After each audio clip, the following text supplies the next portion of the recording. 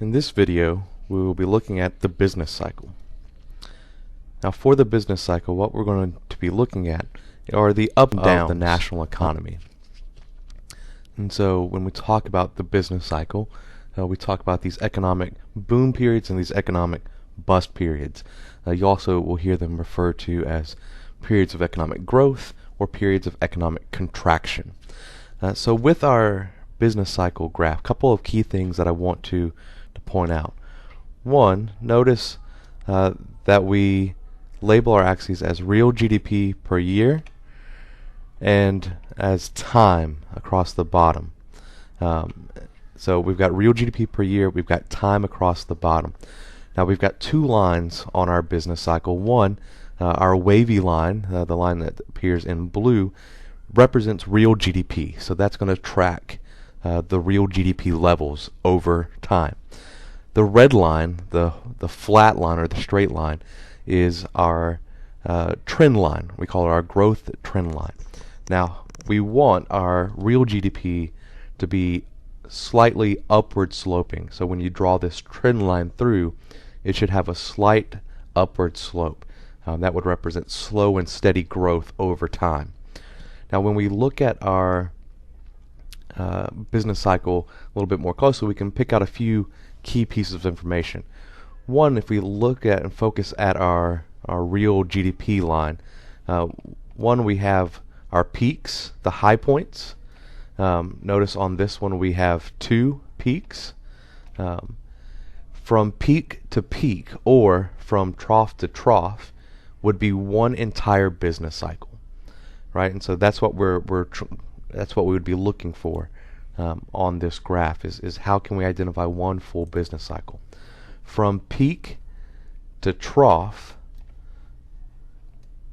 is what we would call a recession. So from the highest point to the lowest point is one period of recession. From recovery, our recovery is then going to be from our lowest point to our next highest point.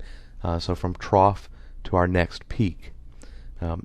Again, that's going to represent one full business cycle, one period of recession, one period of recovery. Now, what we can also show on this graph are inflation, unemployment, and full employment. Now, anytime that your real GDP line is above your growth trend line, that is going to represent a point in time where inflation is occurring. Anytime our real GDP line drops below our growth trend line, that's going to represent unemployment.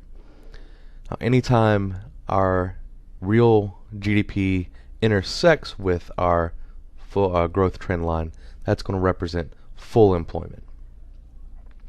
So our red line represents full employment. Now again, think about how you could make those connections to the PPC. The curve on a PPC graph represents full employment. So we can show the same things on our PPC as we can see from our business cycle. Now just kind of some standard definitions. Anytime a recession occurs, by the definition that economists use, it has to be a 6-month period of decline.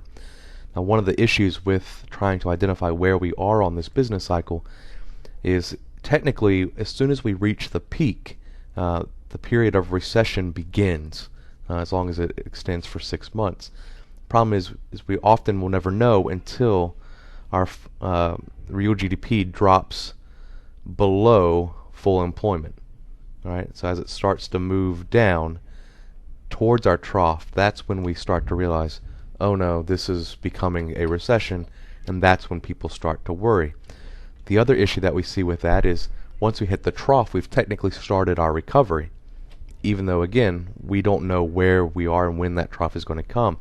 And so as we continue on through macroeconomics, we'll start to talk about if you're in a recession, what do you do to get out of it?